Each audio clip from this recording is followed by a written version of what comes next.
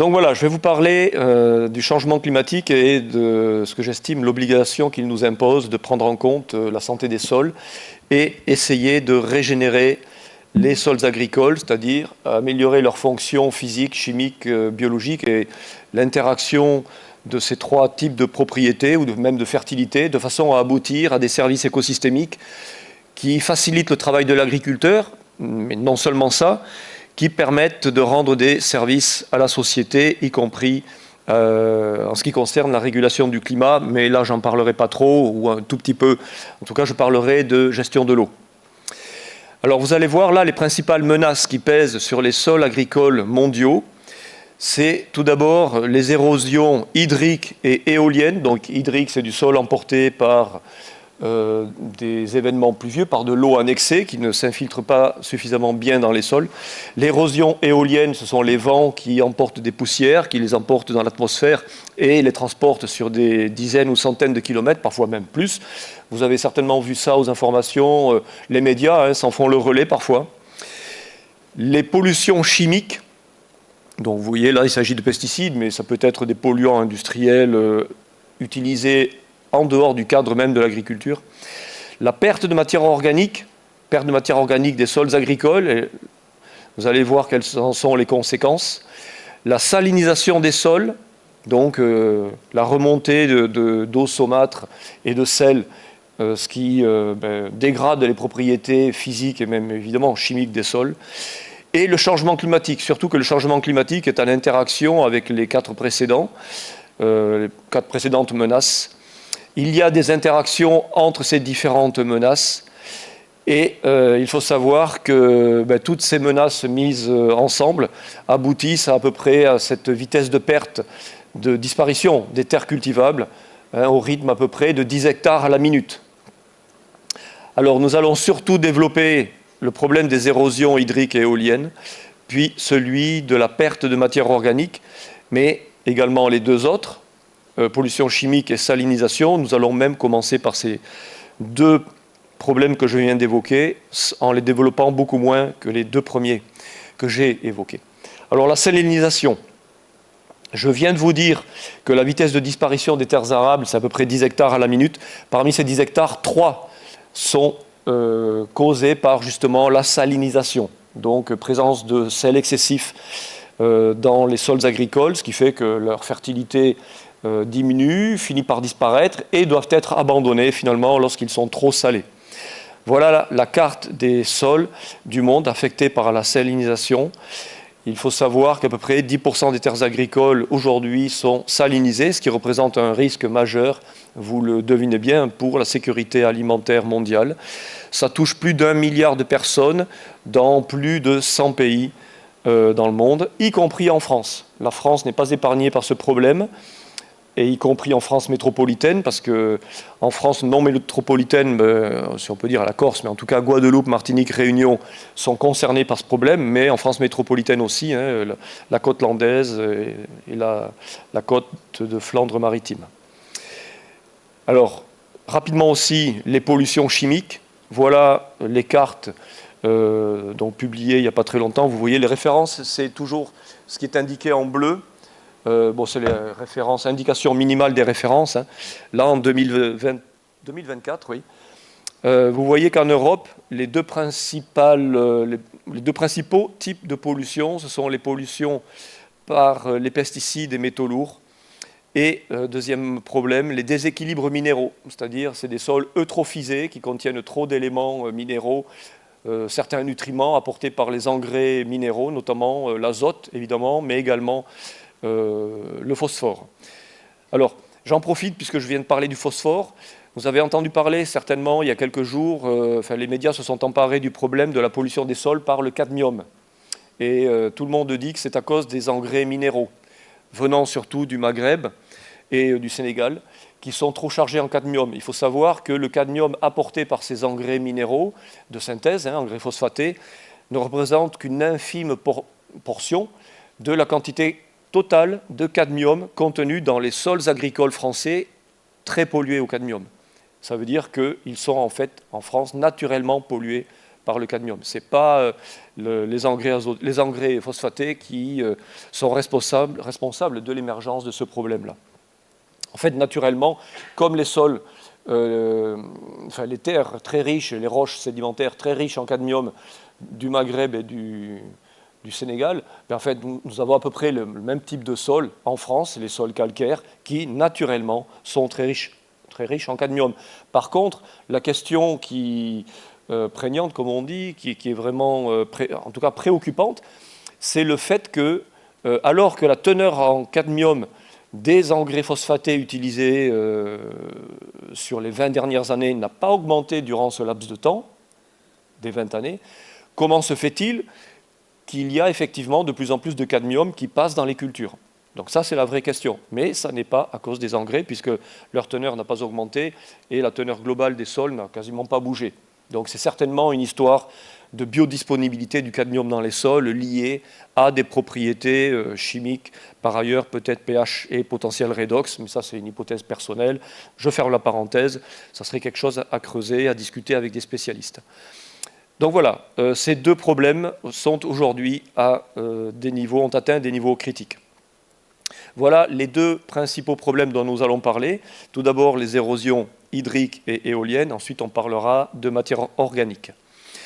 Cette érosion ou ces érosions hydriques et éoliennes représentent la menace la plus importante sur les sols agricoles et elle pourrait provoquer une baisse de 10% de la production agricole mondiale d'ici pas très longtemps, 25 ans, une génération, c'est peu. Et une baisse de 10%, c'est au contraire énorme, surtout considérant la population mondiale qui augmente. Donc là, vous avez une estimation spatialisée du taux d'érosion des sols agricoles et naturels à l'échelle mondiale. Vous voyez qu'il y a pas mal de régions dans le monde qui ont des taux d'érosion importants, à plus de 20 tonnes, enfin entre 10 et 20 tonnes de sol par hectare et par an, notamment en Madagascar, beaucoup de zones aussi en Australie, dans le sud et l'est de l'Asie. La moyenne nationale, mondiale, elle est à plus de 6 tonnes, 6,4 tonnes de sol qui sont perdus par hectare chaque année. Alors, qu'est-ce que ça représente? C'est sûr que sur la masse totale de ce que pèse un hectare, lorsqu'on dit ce que pèse un hectare, c'est sur 30 cm de profondeur, puisque par convention, la couche arable fait 25-30 cm de profondeur, et selon la densité du sol, donc un hectare sur cette profondeur pèse aux alentours de 3000-3500 tonnes. Donc sur 3000-3500, 6 tonnes, ce n'est pas grand-chose, mais cumulé chaque année, vous allez voir l'impact sur la perte de potentiel de production des sols. Alors, la surface totale des terres émergées fait à peu près 15 milliards d'hectares, à peu près 150 millions de kilomètres carrés. Ce qui fait qu'en appliquant ce taux d'érosion, eh bien, on arrive à une érosion globale des terres émergées d'à peu près 100 milliards, enfin 95 milliards de tonnes par an sur l'ensemble de la surface. Voilà la surface totale des terres émergées et la répartition. Alors là, j'ai ajouté, en fait, parce que ces données sont... Je me suis permis de les corriger par rapport à d'autres sources. J'ai ajouté une partie, sans les chiffrer forcément, une partie de cette catégorie-là, shrub, donc les broussailles, taillis, maquis, qui sont utilisés par l'élevage. Pareil pour les zones désertiques, nues, surface nue, qui sont utilisées en partie par les animaux, donc pâturés. Donc, ce qui fait que globalement, l'agriculture occupe 35 à 40% de la surface des terres émergées au niveau mondial.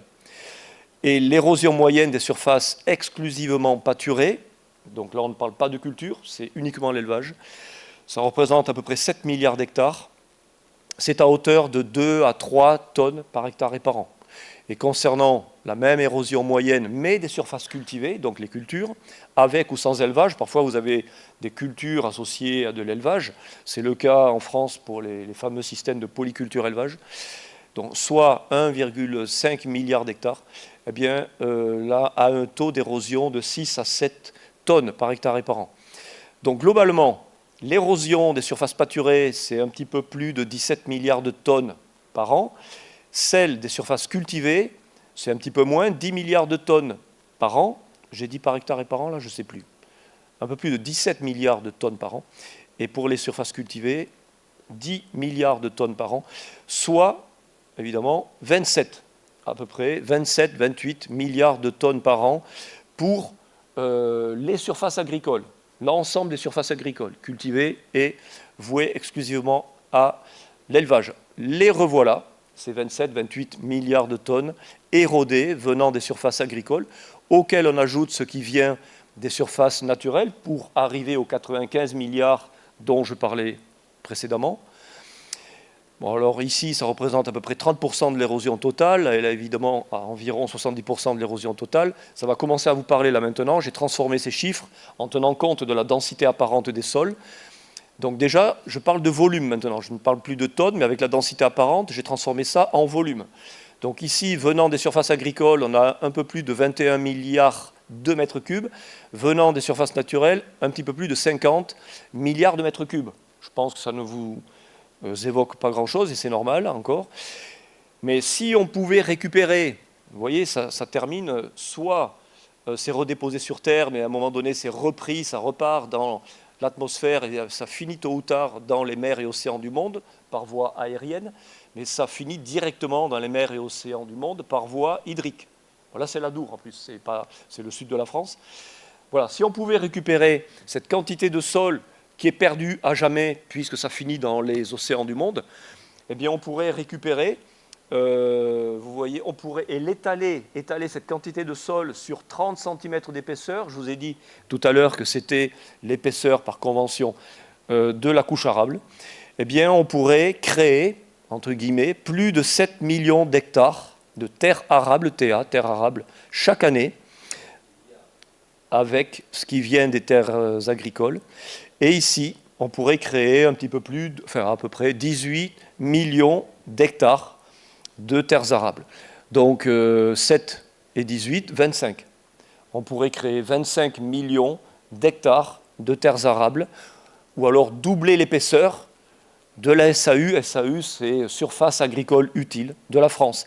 La SAU française fait 28 millions d'hectares, mais chaque année, on pourrait quasiment la doubler, puisque on pourrait couvrir à peu près 25 millions d'hectares. Donc vous voyez la quantité de sol perdu chaque année au niveau mondial, de façon irréversible.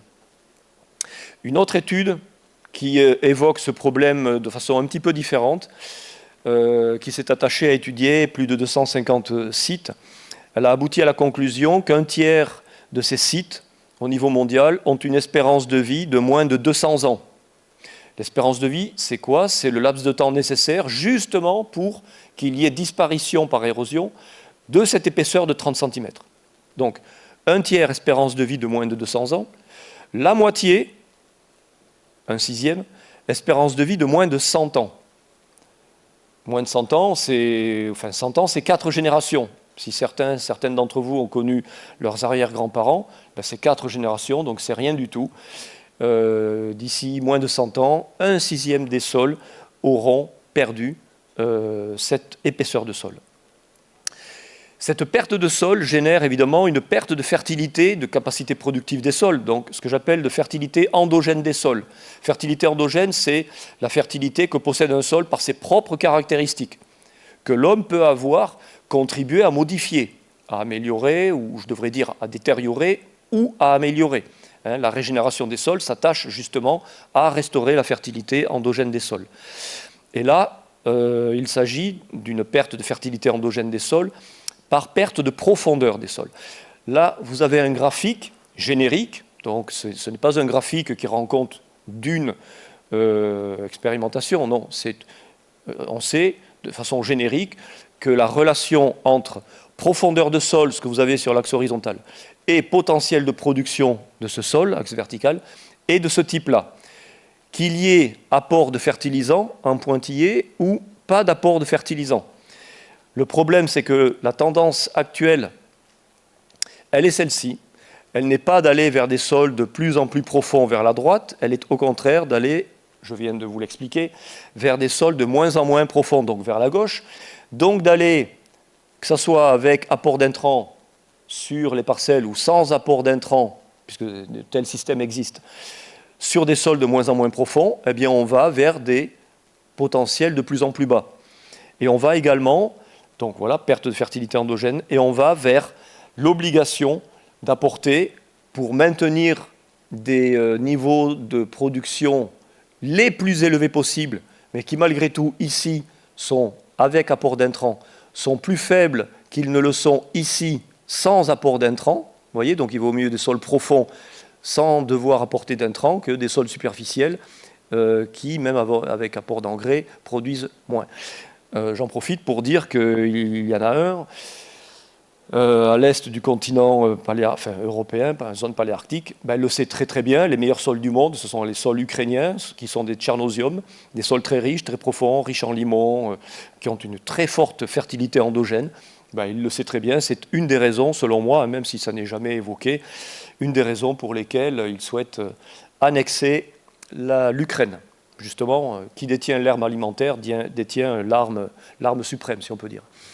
Et au niveau mondial, il a été estimé que chaque fois qu'un hectare de sol perd une tonne de sol, son potentiel de production baisse de 0,1%. 0,1% par tonne. En France, dans le sud de la France, en Occitanie, pour les sols cultivés, on en est en moyenne à 5.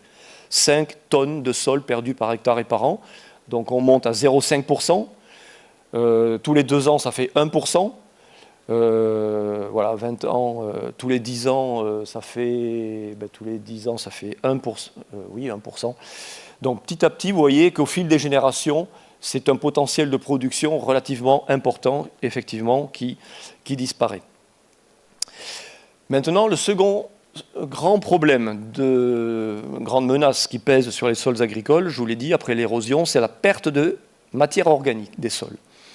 Donc voilà la carte mondiale de la teneur moyenne estimée en carbone organique ou matière organique. Dans la matière organique, il y a 58% en moyenne de carbone organique sur les 30 premiers centimètres. Eh bien, donc là, vous voyez que les stocks mondiaux totaux, ils sont estimés à peu près entre 2500 et 3400 milliards de tonnes.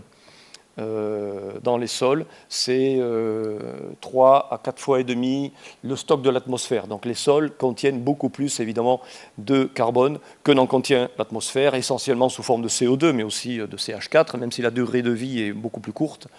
Enfin, remarque, la durée de vie du CO2 également est courte. Alors, regardez ici, vous avez la répartition et la proportion en termes de stocks mondiaux de carbone des sols contenu dans ces 3 grands secteurs, ces 3 grandes zones géographiques. Et on voit que ce sont les zones intermédiaires qui concentrent la plus grande partie des stocks de carbone dans les sols agricoles sur leurs 30 premiers centimètres, 40% contre 34 en haut et 25 en bas. Donc il est très très important de faire en sorte, et c'est sous ces latitudes moyennes, que l'essentiel des zones agricoles, vous vous en doutez, même s'il en existe évidemment en dessous et au-dessus, mais l'essentiel des zones agricoles au niveau mondial sont sous ces latitudes moyennes. Il est très très important de tout faire pour maintenir les stocks de carbone agricole dans les sols agricoles notamment. Alors les stocks mondiaux des sols cultivés sont estimés à 83 milliards de tonnes de carbone organique.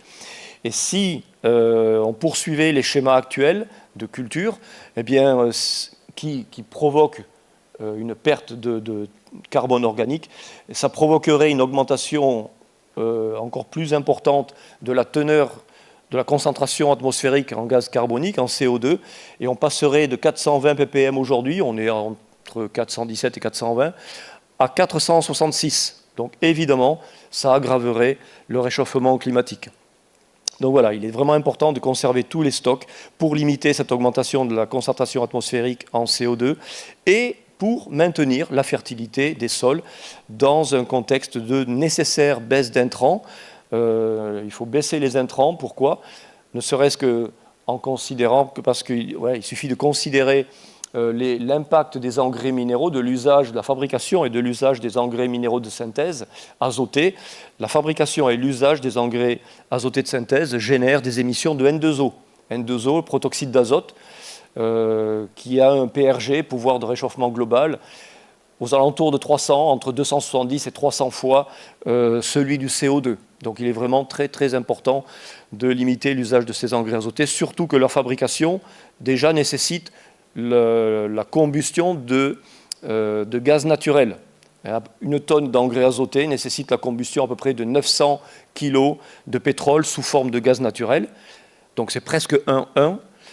Mais vous rajoutez en plus les émissions de N2O, dont le PRG est 270 à 300 fois celui du CO2. Alors, la dette mondiale en carbone organique des sols agricoles, elle est de 80 à 150 milliards de tonnes. Donc ça représente 30 à 70% de la teneur initiale. Donc en moyenne, les sols, ils ont perdu, enfin ça va de 30 à 70, mais grosso modo, ils ont perdu autour de la moitié. La teneur en carbone organique, en matière organique, que l'on observe aujourd'hui dans les sols agricoles, elle a été grosso modo divisée par 2, parfois plus, parfois moins.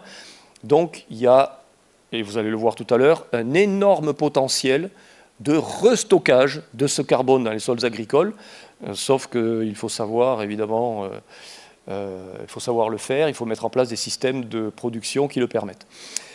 Là, vous retrouvez le même type de graphique générique que nous avons vu tout à l'heure concernant la profondeur des sols. Là, c'est par rapport à la teneur en matière organique. Donc ici, vous n'avez plus la profondeur des sols, mais la teneur en matière organique. Vous avez toujours ici le potentiel de production des sols. La même évolution actuelle.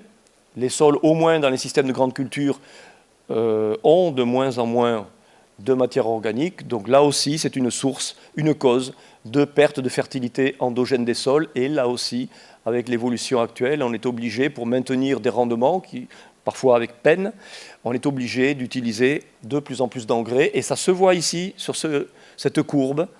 C'est la courbe d'évolution des années 60 aux années 2000, et on est grosso modo au même niveau, évolution de l'efficience des engrais azotés.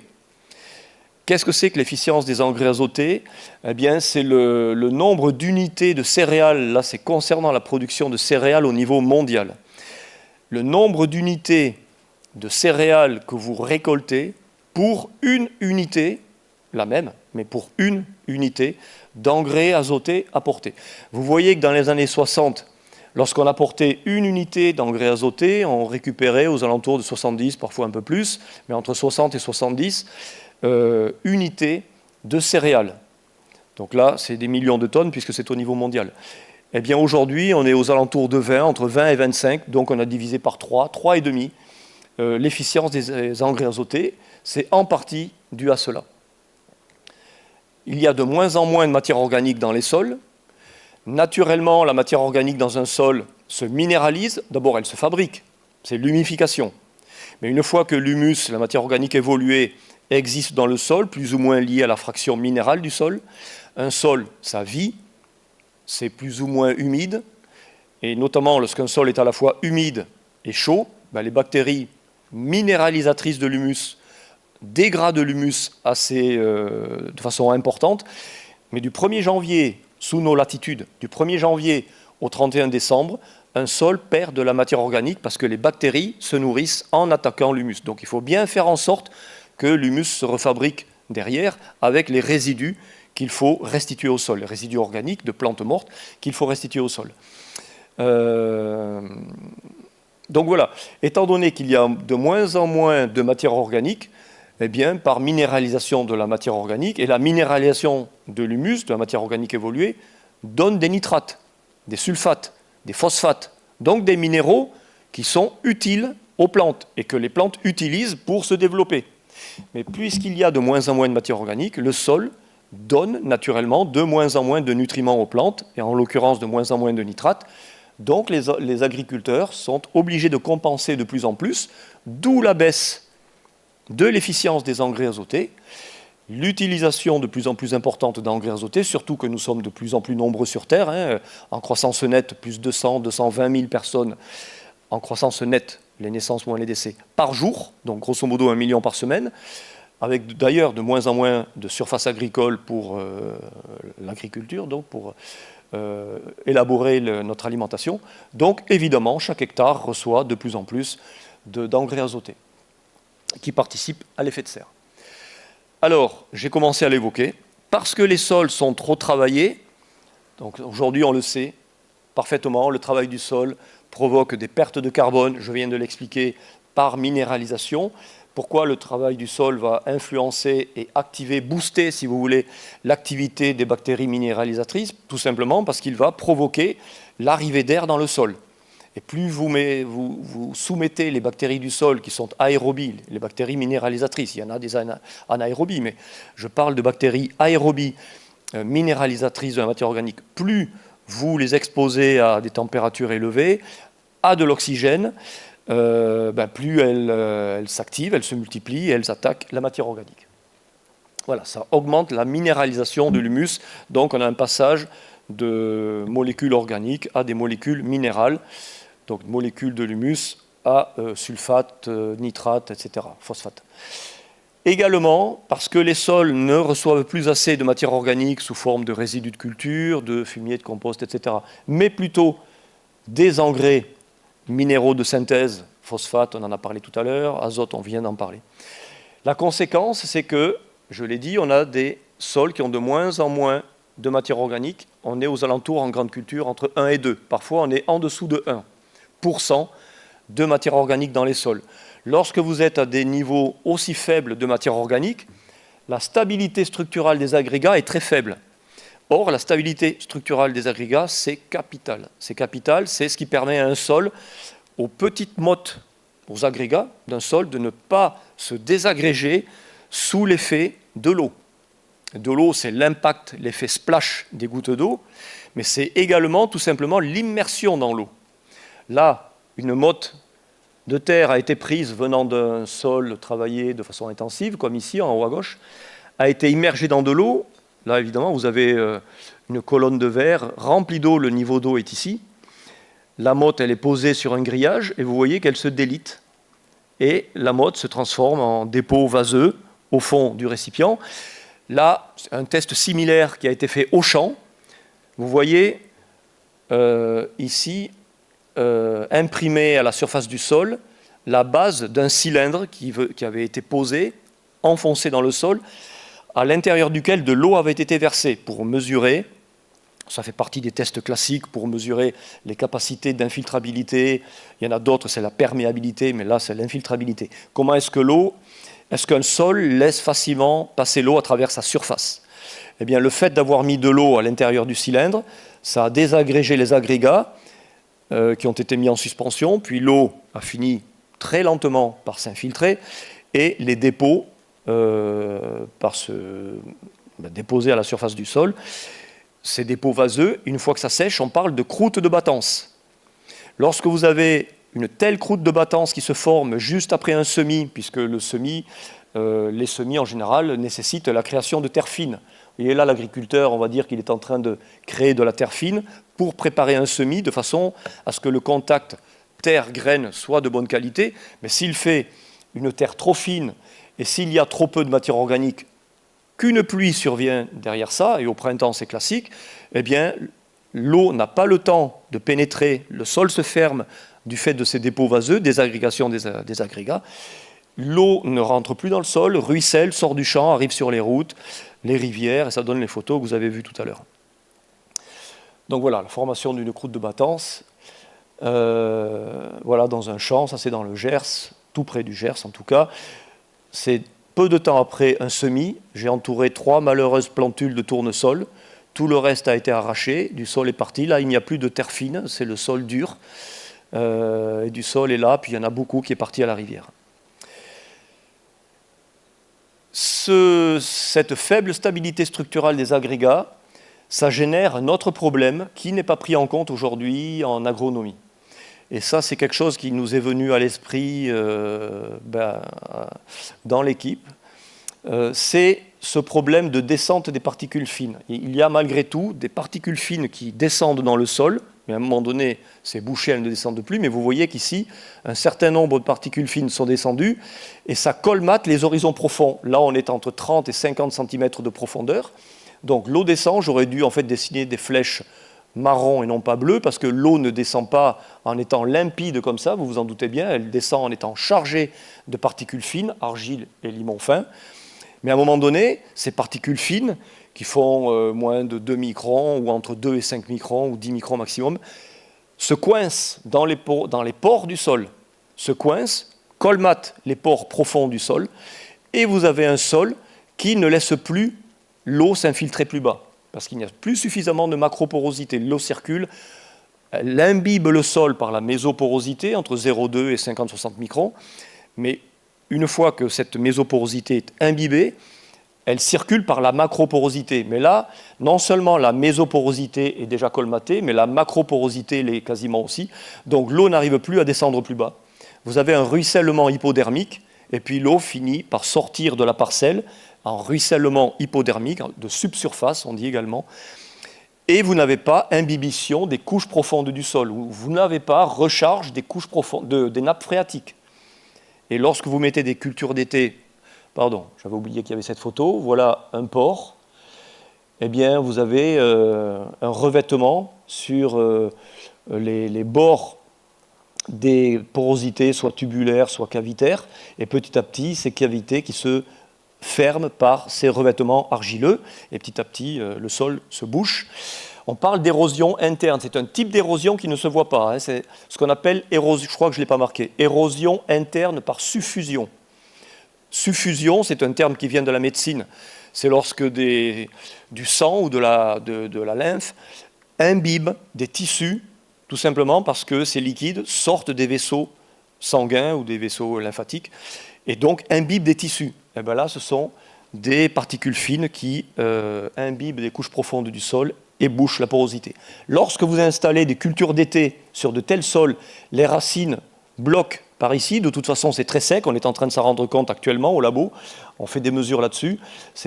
Là, il peut y avoir encore un petit peu d'humidité. En dessous aussi, enfin, on ne le voit pas, le profil, mais sous cette couche, l'eau, le sol est plus humide, mais au niveau de cette zone d'illuviation, ça c'est la zone d'éluviation et ça c'est la zone d'illuviation, c'est marqué, eh bien il y a très peu d'humidité. Évidemment, ces cultures-là, sans irrigation, elles ne donnent pas grand-chose. Donc on fabrique, avec une telle évolution de la qualité des sols, on fabrique des cultures qui sont de plus en plus dépendantes de l'irrigation.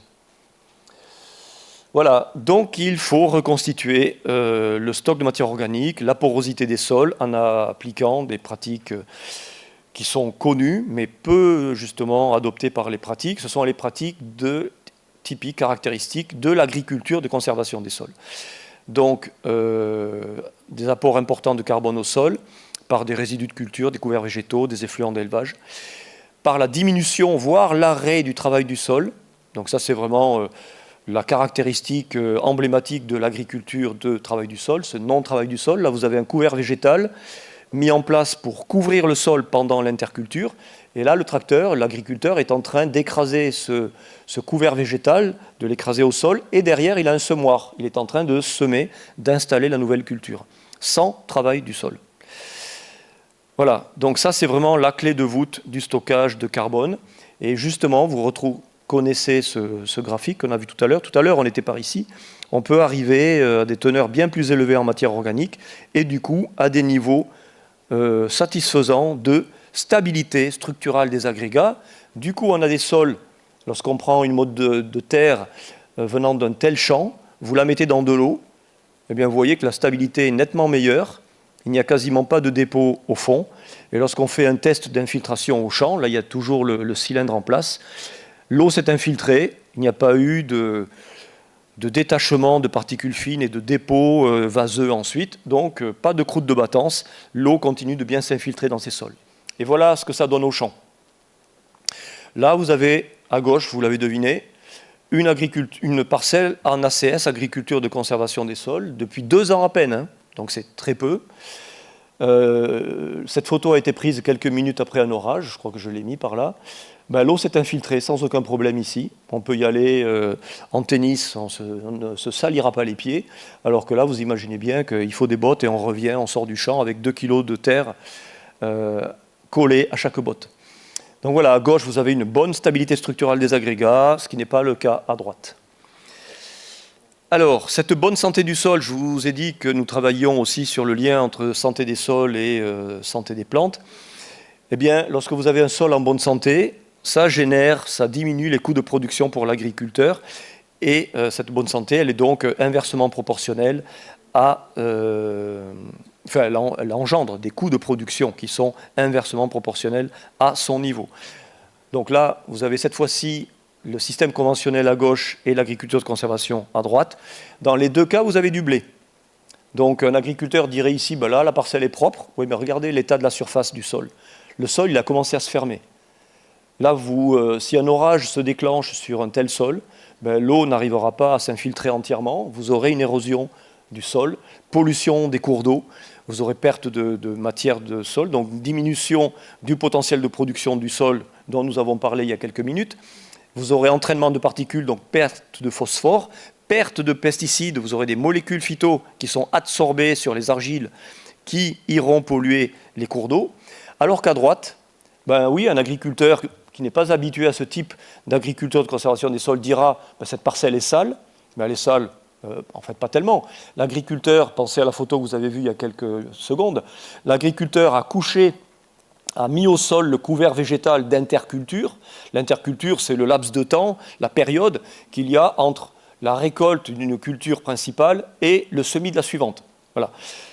Généralement, dans les systèmes conventionnels, les sols sont laissés nus. Il ne faut surtout pas laisser les sols nus. Il faut en profiter pour faire pousser des couverts végétaux que l'on détruit, que l'on ramène au sol et qui contribuent à reconstituer, du coup, le stock de carbone des sols. Et là, même s'il y a un orage, ben vous imaginez bien que ça rentrera facilement. Ceci dit, on est en train de s'en rendre compte, il y a quand même des cas où l'infiltrabilité, même en agriculture de conservation des sols, n'est pas très bonne. Mais ça peut s'expliquer. Je n'ai pas le temps de l'expliquer ici. C'est-à-dire qu'il y a d'autres paramètres à suivre et d'autres types de dégradation des sols qu'il faut surveiller de façon à ce qu'ils ne surviennent pas, y compris en agriculture de conservation des sols.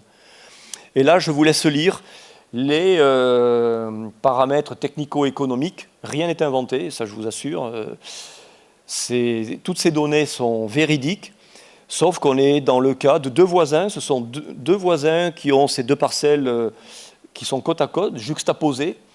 Mais c'est un cas atypique parce qu'on a d'un côté un agriculteur qui est très bon en ACS, agriculture de conservation, et son premier voisin, au contraire, ben c'est tout à fait l'inverse, il est en conventionnel, et c'est vraiment un agriculteur conventionnel qu'il ne faut pas prendre en exemple. Mais grosso modo, à droite, l'agriculteur produit plus en dépensant moins, en utilisant moins d'intrants, et vous le voyez, même côté herbicide. Par contre, ce n'est pas du bio.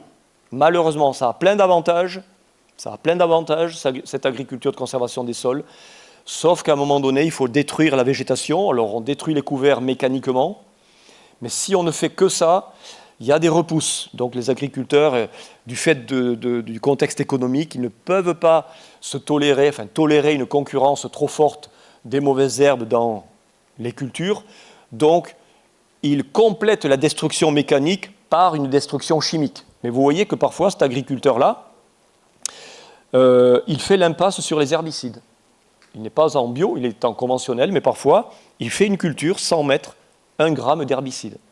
Et par contre, depuis plusieurs années, il a laissé tomber, je n'ai peut-être pas écrit, mais vous voyez qu'il n'y a pas d'insecticides et de fongicides. Ça, depuis plusieurs années, ces cultures sont en bon état, donc il n'a pas besoin d'insecticides ni de fongicides, alors qu'ici, il y en a. Je ne l'ai peut-être pas mis, mais il y a évidemment des insecticides et fongicides. Voilà, donc cette bonne santé du sol qui est vraiment reliée à la matière organique. Là, je vous mets quelques chiffres sur l'importance de la séquestration de carbone dans les sols agricoles, en ACS, agriculture de conservation, ou agriculture de régénération des sols. En région tempérée, donc en France, on a des exemples de niveaux de stockage qui sont autour d'1 tonne 100 de carbone, pas de matière organique, de carbone, par hectare et par an, sur 30 ou 60 cm. Si vous avez entendu parler du 4 pour 1000, 4 pour 1000, c'est un projet, un programme qui émane de l'INRA, donc de la France, qui a été proposé il y a 10 ans à la COP21, en 2015. Et plusieurs chercheurs dans le monde se sont emparés de cet objectif, essayer partout dans le monde, faire en sorte que les sols agricoles augmentent leur stock de carbone ou matière organique de 0,4% ou 4 pour 1000 par hectare et par an. Si tous les sols agricoles du monde y arrivaient, on compenserait et on fixerait dans le sol la quantité de carbone qui correspond aux émissions de CO2 du fait des activités anthropiques. Mais il faudrait que toutes les surfaces agricoles du monde parviennent à ce niveau-là de 4 pour 1000. Eh bien, regardez, ces agriculteurs-là, ils ne sont pas à 4 pour 1000. Lui, il est à 16, et même sur 60 cm, il est à 20 pour 1000. En Suisse, plus de 500 agriculteurs, suivis par un organisme de recherche, sont en moyenne à 9 pour 1000, donc 2 fois plus, on va dire, que le 4 pour 1000. Les meilleurs d'entre eux sont à 40 pour 1000. Donc quand au début, il y a quelques années, il y a 8-10 ans, quand ce projet 4 pour 1000 est sorti, beaucoup d'agronomes ont dit « mais non, mais c'est impossible d'arriver à de tels niveaux de séquestration du carbone ». En fait, c'est tout à fait possible, vous voyez, les records sont 10 fois plus élevés. Sous les latitudes tropicales, Brésil, Cambodge, vous voyez, plus d'une tonne, là 1 tonne 3, 1 tonne 9 de carbone par hectare et par an. Au Cambodge, un peu plus d'une tonne. D'ailleurs, au Cambodge, petite parenthèse, j'ai vu là-bas au Cambodge, sur des parcelles de recherche expérimentale, j'ai vu un système en ACS bio.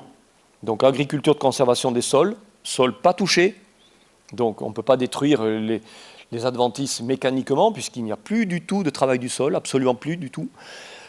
Et c'est en bio, donc il n'y a pas d'herbicide non plus. Comme quoi, en tout cas sous ces latitudes, avec une très bonne fertilité des sols, si on améliorait la fertilité des sols sous nos latitudes, on arriverait, vous l'avez vu tout à l'heure, on pourrait faire de l'ACS se rapprochant du bio.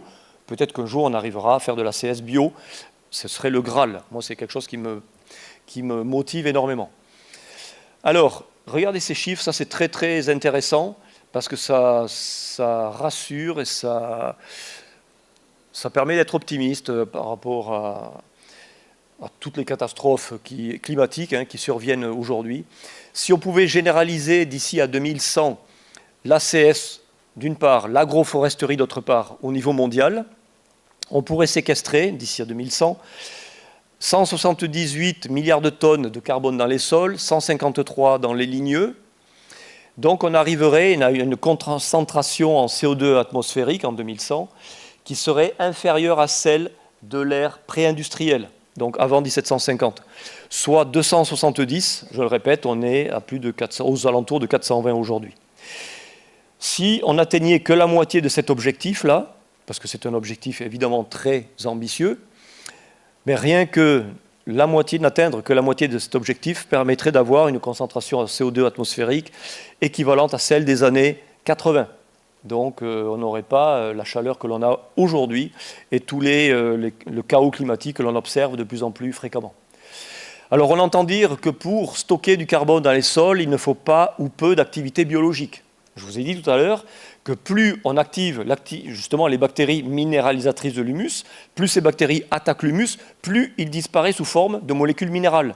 Le carbone sous forme de CO2, l'azote sous forme de nitrate, phosphore de phosphate, soufre, sulfate, etc. etc. Donc, parce que sinon le carbone du sol est consommé et repart en CO2. En fait, considérer les sols agricoles sous cet angle-là, c'est comme si l'on considérait que les sols doivent avoir le comportement d'une tourbière. Une tourbière, c'est une mise en conserve du carbone sous forme d'organes végétaux qui, une fois tombés au sol, n'évoluent plus. Ils sont, entre guillemets, pas vraiment fossilisés, ce n'est pas le bon terme, mais ils sont conservés, mis en conserve. Ben non, un sol agricole, ça ne fonctionne pas comme ça. La matière organique est laissée au sol pour être transformée en humus. Certes, cet humus est attaqué par des bactéries qui donnent des molécules organiques, dont des molécules utilisées par les plantes pour qu'elles se développent. Donc en fait, c'est une histoire de différentiel de cinétique entre l'humification et la minéralisation.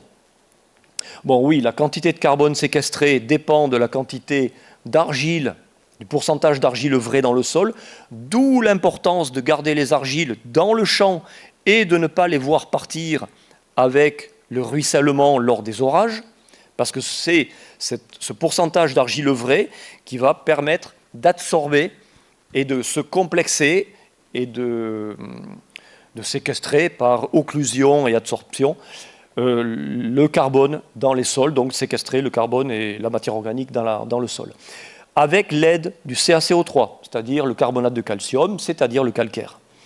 Voilà, ça permet sorption et occlusion, donc séquestration du carbone dans les sols. Évidemment, cette quantité de carbone potentiellement séquestrée dépend de la quantité d'humus vrai formé. Là, je n'ai pas le temps de développer tout ça, mais pour optimiser, maximiser la quantité d'humus vrai formé à partir d'une quantité de résidus laissés au sol, il faut respecter au mieux les équilibres stoichiométriques de l'humification.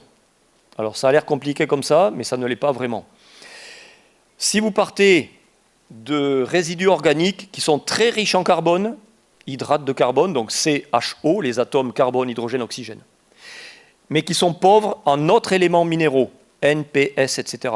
Vous avez un déséquilibre, trop de carbone, pas assez de tout le reste, notamment les minéraux qui viennent du sol. Et que vous attendez à ce que, vous espérez que cette masse de résidus à décomposer, mettons une tonne de paille, ça donne le maximum d'humus, ben vous verrez que la paille donne très peu d'humus. Une tonne de paille, ça donne 150 kg d'humus vrai à peine. Pourquoi ? Parce que l'humus vrai, c'est un produit complet. Dedans, je le disais tout à l'heure, vous avez 58% de carbone, mais vous avez 6% d'azote, 0,5 à 1% de phosphore, etc., etc., etc. Donc si vous voulez un produit complet, mais que vous partez d'un produit déséquilibré, ben vous aurez très peu de produits complets formés à la fin, donc d'humus, et cette quantité formée sera proportionnelle aux autres éléments nécessaires pour faire un produit complet, c'est-à-dire les minéraux du sol.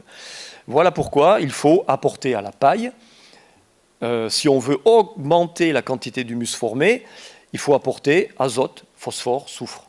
Donc un jour ou l'autre, il faudra permettre aux agriculteurs d'apporter des engrais à la paille qu'ils ont au champ, alors que c'est interdit aujourd'hui. Mais nous sommes en train de travailler sur un projet où ces quantités de NPS et autres apportées aux résidus très carbonés, paille et autres résidus de culture, ces NPS, etc., viendraient de la luzerne. Donc on dirait aux céréaliers, faites aussi de la luzerne. On va valoriser la luzerne pour faire de l'énergie, mais on va avant ça récupérer azote, phosphore, soufre, que l'on va mettre sur les résidus très carbonés. Comme ça, on va améliorer l'humification, on va donc accélérer la régénération des sols, tout en stockant forcément du carbone dans les sols, ce qui est bien pour lutter contre le changement climatique.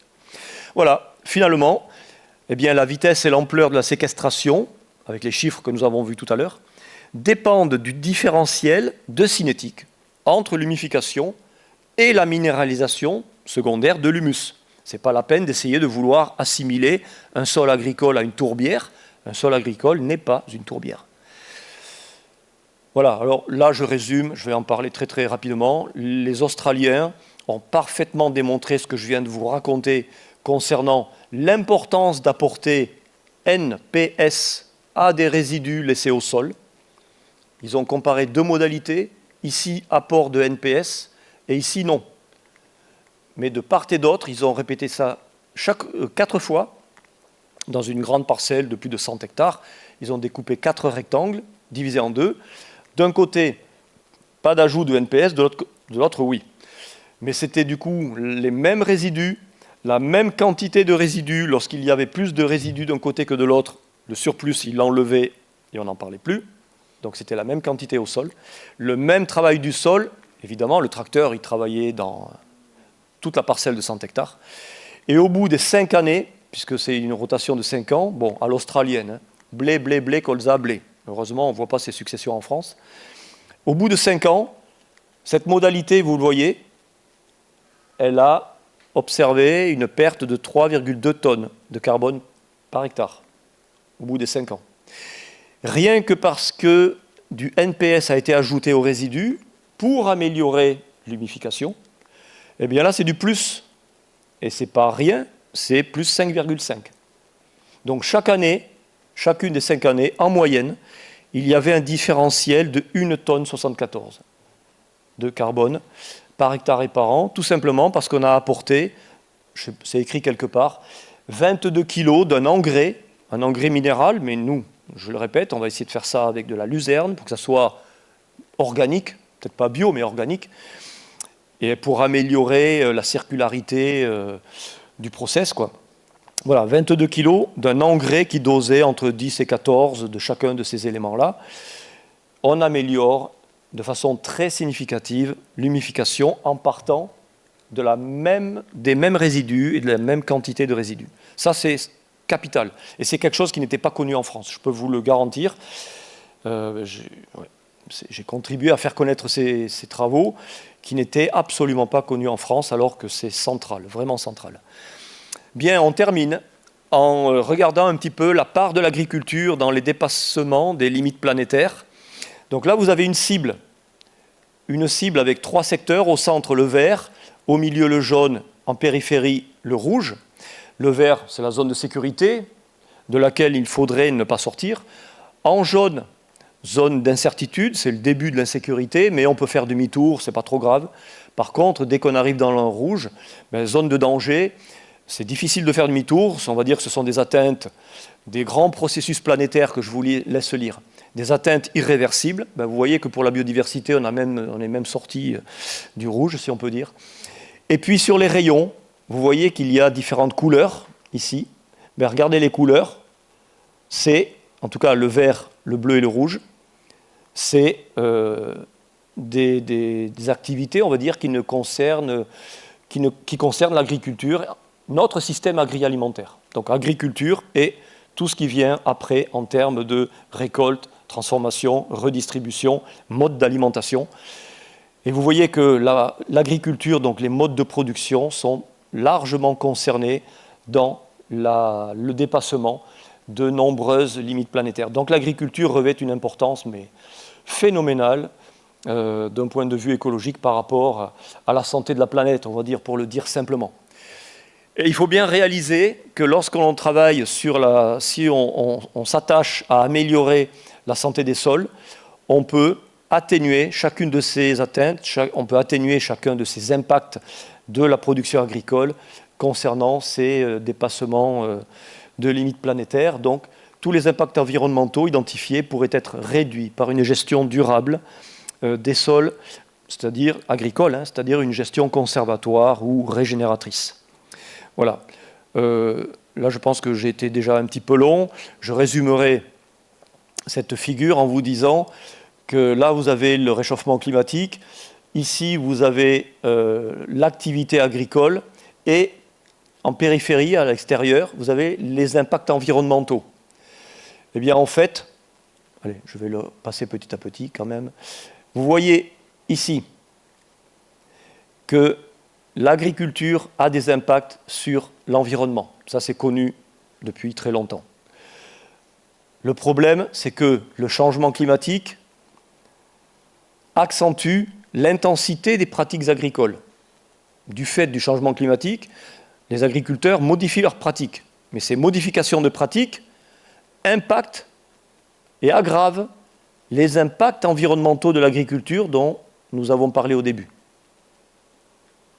Donc le changement climatique modifie les pratiques, ces modifications de pratiques accentuent l'impact de l'agriculture sur l'environnement.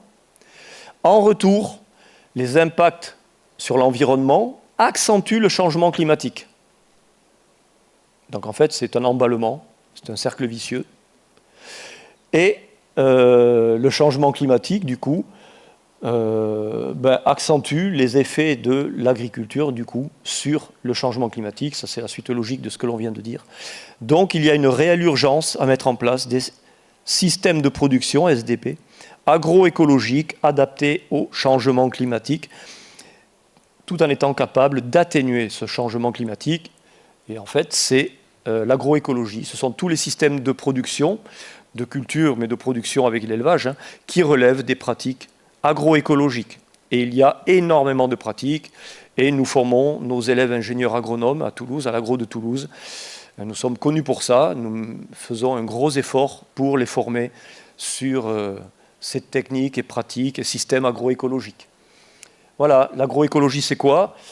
C'est une grande diversité d'approches qui ont en commun d'adapter les pratiques à l'environnement pour augmenter les services écosystémiques. Ça permet des économies de charge aussi au niveau des exploitations. Ça permet de générer des externalités positives sur le territoire plutôt que de faire l'inverse. Et faire l'inverse, c'est des pratiques conventionnelles qui entraînent des usages intenses d'intrants de synthèse industriels qui, au contraire, alourdissent les charges économiques des agriculteurs, génèrent des externalités négatives sur le territoire, pollution des cours d'eau, etc., baisse de la biodiversité.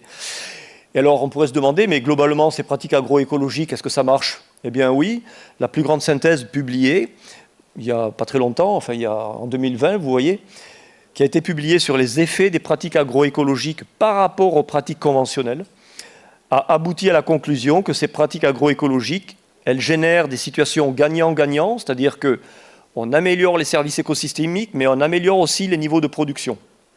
Et ce n'est pas étonnant, lorsque l'agriculture conventionnelle est de plus en plus impactée négativement par une dégradation du sol, ce sont les niveaux de production de l'agriculture conventionnelle qui plafonnent. Et de plus en plus d'agriculteurs, dans le Gers notamment, conventionnels, qui ont pratiqué une agriculture intensive toute leur vie, se disent « je plafonne, donc économiquement je m'en tire de plus en plus mal ». Et pour déplafonner leur rendement, ils se mettent à adopter des pratiques agroécologiques. C'est tout à fait véridique, c'est le cas, ça se passe d'ailleurs pas très loin de chez moi. Et vous voyez que l'agroécologie, donc, génère des situations gagnant-gagnant dans presque les 2/3 des cas de tout ce qui a été étudié en termes de comparaison, niveau de services écosystémiques et de rendement, suite au changement de pratique par rapport à ce que c'était avant en conventionnel. Alors qu'il y a, lorsqu'on est toujours en conventionnel, il y a un antagonisme bien connu, justement, entre rendement et services écosystémiques. En conventionnel, on choisit l'un ou l'autre. Et lorsqu'on décide d'appliquer des systèmes agroécologiques, notamment s'intéressant au sol, on est capable d'amener les deux vers une amélioration, à la fois les rendements et les services écosystémiques à l'agriculteur et à la société. Voilà, je vous remercie pour votre attention. Là, vous avez un sol en ACS.